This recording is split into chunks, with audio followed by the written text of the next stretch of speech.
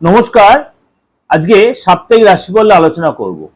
এই সপ্তাহটা আপনাদের যে খুব ভাইটাল, আমাদের হিন্দু ধর্মাবলম্বী সকলের কাছে খুব ভাইটাল এই সপ্তাহটা।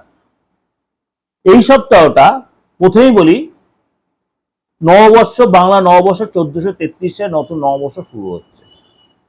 আবার এই বছর দীর্ঘদিন পর এত ক্লোজ টাইমে অক্ষয় তৃতীয়া। আমি অক্ষয় তৃতীয়া নিয়ে প্রোগ্রাম আপনাদেরকে দেওয়ার খুব চেষ্টা করব, যে কোন কোন রাশির কিরকম কি এফেক্ট হবে চেষ্টা করবো খুব। তাও বলে রাখি, একদম সপ্তাহের শেষ দিন হচ্ছে 19 তারিখ হচ্ছে অক্ষয় তৃতীয়া, অর্থাৎ 15 তারিখ হচ্ছে নববর্ষ এবং 19 তারিখ হচ্ছে অক্ষয় তৃতীয়া।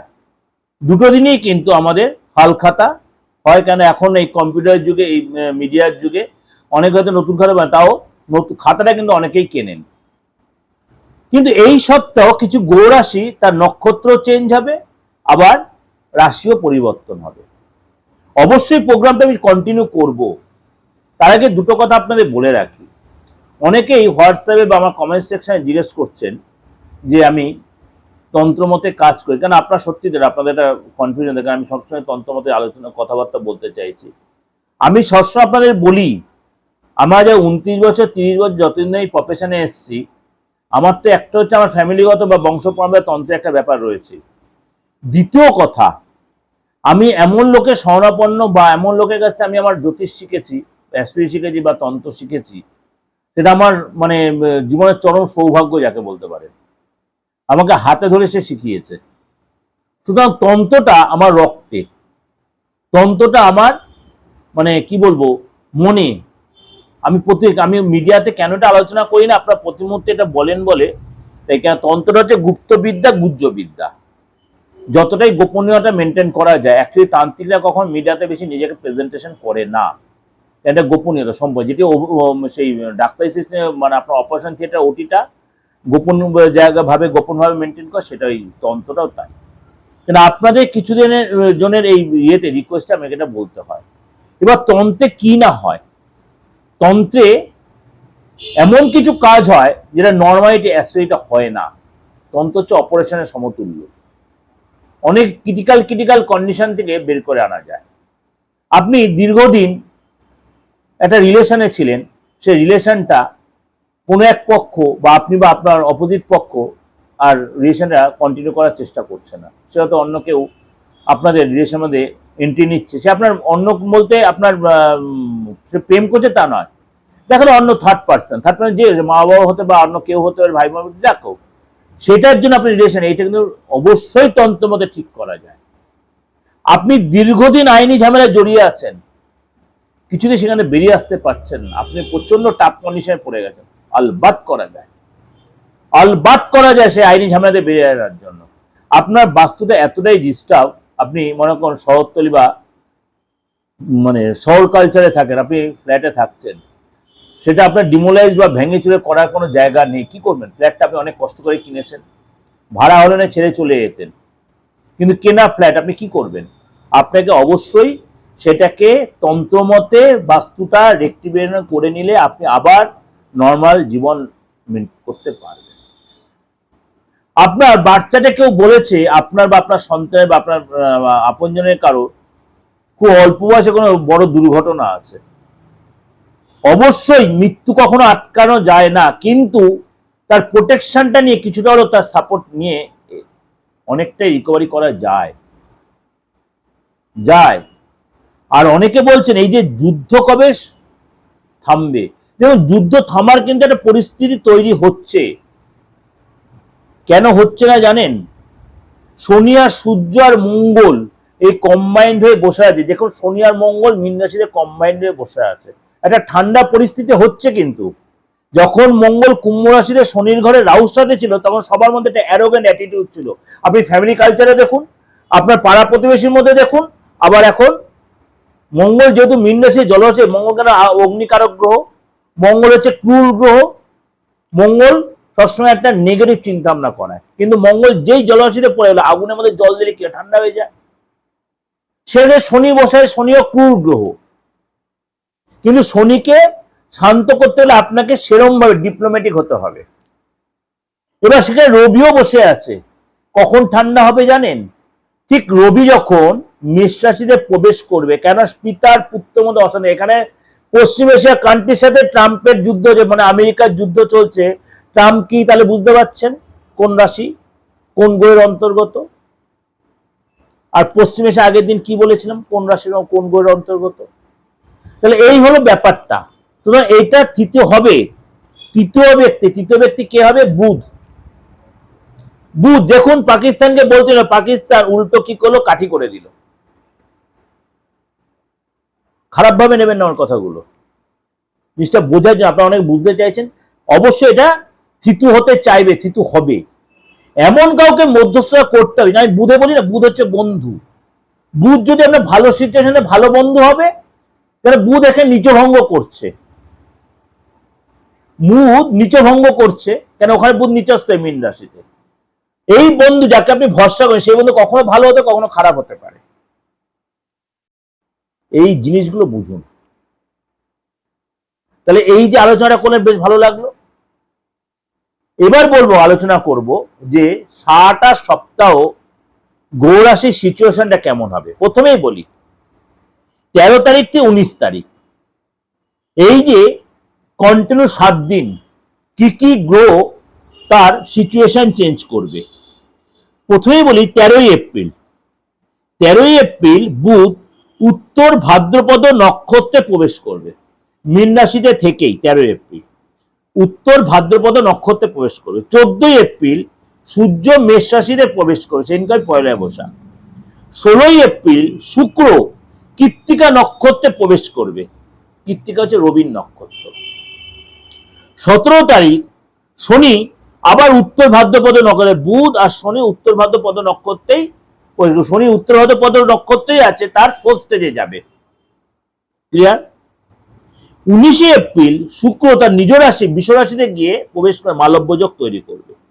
তাহলে এতগুলো গ্রহ রাশি, তাহলে শুক্র, বুধ, শনি এবং সূর্য, 4 রাশি তার গ্রহ রাশি সিচুয়েশন চেঞ্জ করলো।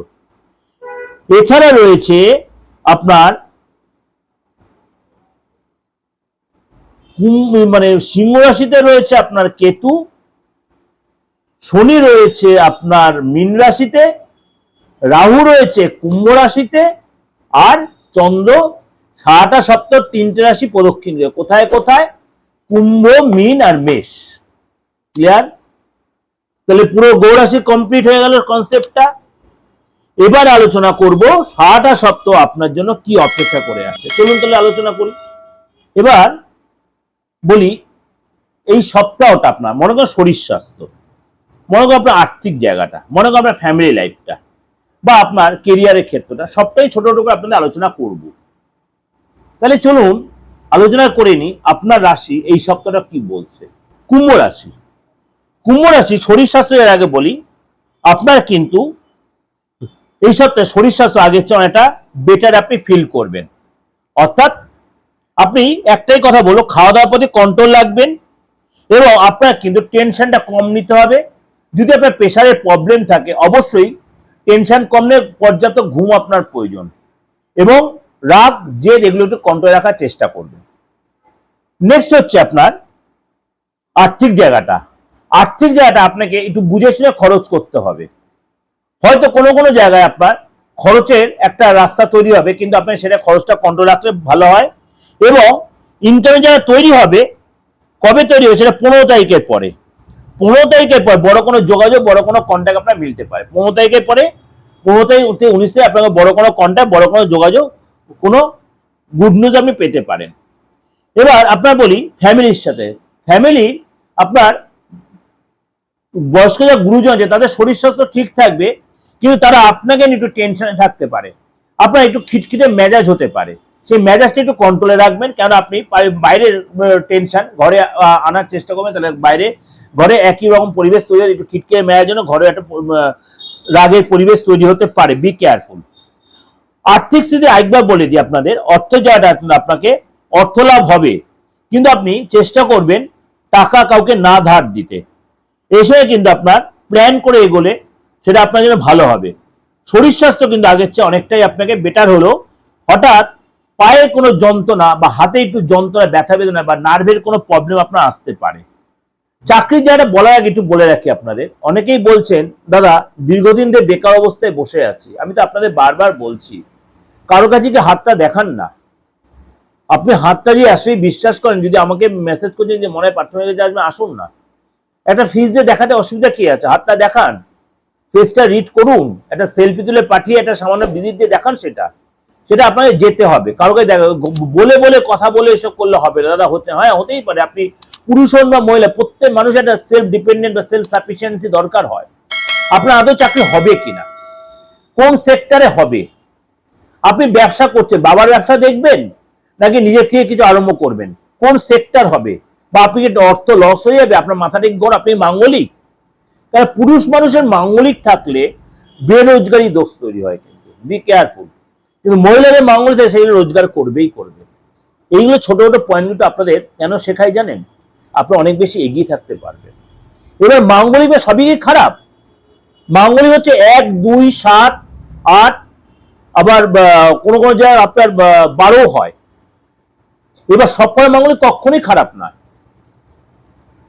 লগ্নে মঙ্গল, সেকেন্ড হাউসে মঙ্গল, সপ্তমে মঙ্গল, অষ্টমে মঙ্গল, 12th হাউসে মঙ্গল, কোনো কোনো সময় 9th হাউসে, অর্থাৎ নবম ঘরে মঙ্গল, সেও কিন্তু আপনার ভাগ্যবানী দোষ করায়। তাহলে কি বলবেন? আপনি কি তাহলে মঙ্গল তো থাকবে, মঙ্গল একটা ঊর্জাকারক গ্রহ, কোন ঘরে আছে?